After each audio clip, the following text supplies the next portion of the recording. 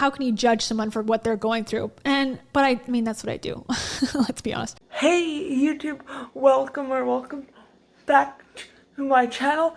Today I want to talk a bit about the commentary surrounding Dave Hollis's death. Now, if you don't know, I made a video on this previously, specifically talking about KeyasWorld's coverage of Dave Hollis's death and Rachel Hollis and Heidi Powell's reaction to it, and how they don't seem to be grieving the way Keya wants them to be. And Keya has since made a stream that was 6 hours. I didn't watch the whole thing because I don't have 6 hours to watch a live stream. But in the live stream, it was a live stream about Matthew McConaughey's, he's doing this weird, like, self-help thing. Anyway, that's not the point of this video, but she also talked about, because the autopsy results of Dave's death have been released, and it's a shock to everybody that there were lots of illicit drugs in his system. Now, a lot of people are covering this and being like, oh my god, he was a liar. Oh my god, why wasn't he open and honest? And I think these people are missing a fundamental point about what commentary about self-help should be.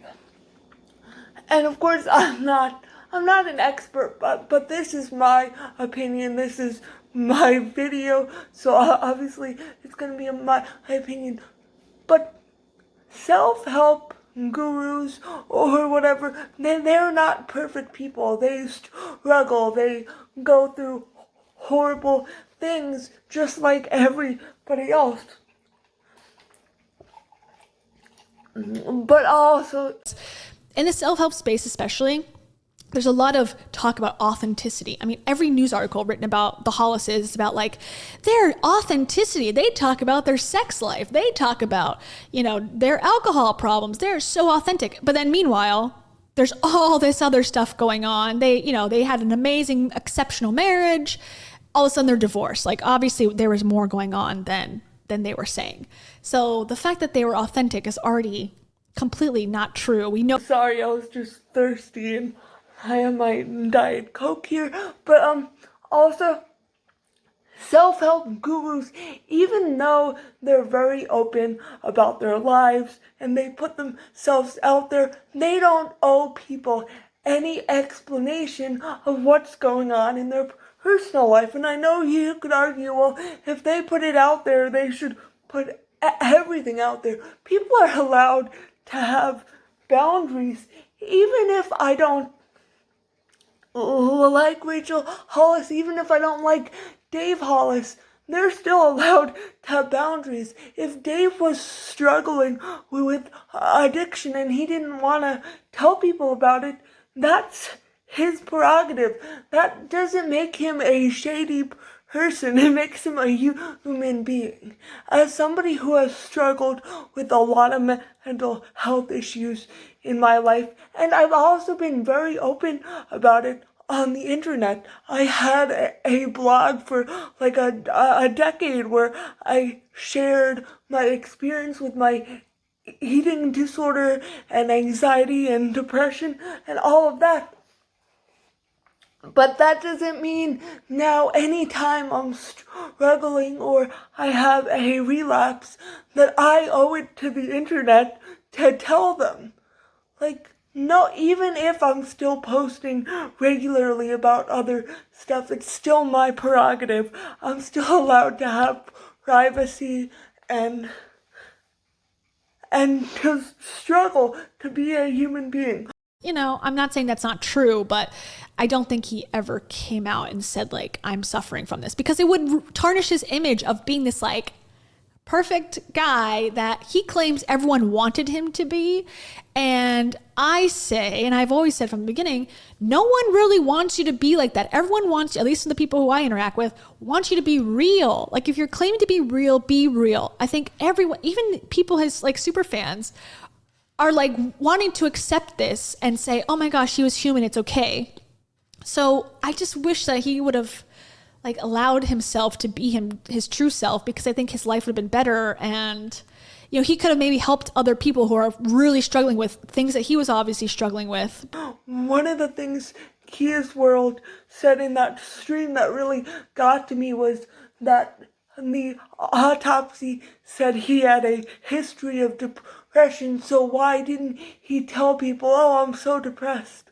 Well, as someone, and of course, everybody's experience with depression is different, first and foremost, but never in my life with my pretty severe depression have I just sat there and said, oh, I'm so depressed. Like, that's not really how, like, I mean, it can manifest that way, I guess, but in general, I think a lot of people who experience depression, sometimes you don't know how to talk about it. Even if you're someone who's a fairly open person, when you're struggling, especially if you've struggled in the past and you've gotten better and then you start struggling again, it's really hard to admit that you've been struggling again, because you feel like you should know better. You feel like you should be better. Especially if you've been public about it, you're like, well, I'm supposed to be a role model. So now if I'm struggling with this, I feel like a fraud. And word is that, you know, he had done podcasts about being sober. He never admitted to being on hard drugs or using hard drugs. He only said he had issues with alcohol, which I think is unfortunately a socially acceptable, societally acceptable addiction to admit to.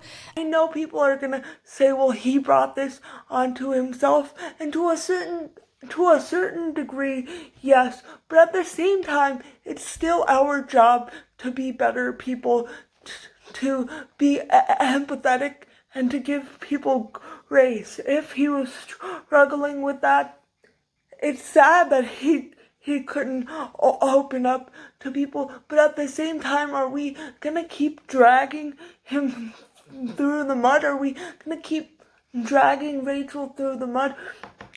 Having something to say about everything Rachel says or does is not gonna make her a better person. Especially if the things you're commenting on are not actually harmful, but instead you're just nitpicking and making fun of her. Because I believe a lot of commentary about her has become more about that than actually critiquing things she said and done that have been problematic, which, don't get me wrong, she has said and done problematic things. I've made videos about it. But at the same time, following her every move and nitpicking at everything she does isn't going to make her a better person. And also, it's not going to help the people who follow her to see the things that the things she's doing is harmful. Instead, you're giving them more reason to be able to say, oh, see, you're just a bully, you're just nitpicking. I know everybody does commentary differently, and that's fine. You're allowed to do commentary differently, but also people are allowed to have opinions on your commentary and how it may cause more harm than good, because ultimately, I don't believe ragging on someone for not talking about their addiction, for not talking about their depression. I don't think that's...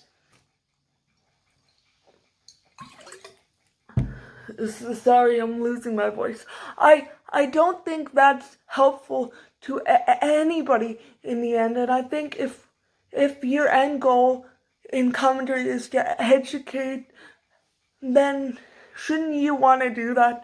Of course it's okay to be entertaining, to be silly, to make jokes, but there's a difference between being entertaining and being mean and making fun of people. So yeah, those are my 5 cents or whatever.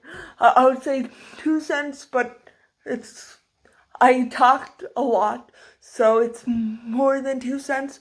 But if you learned something or if it resonated with you, please give it a big thumbs up. And if you'd like to see more of my content, please consider hitting that subscribe button.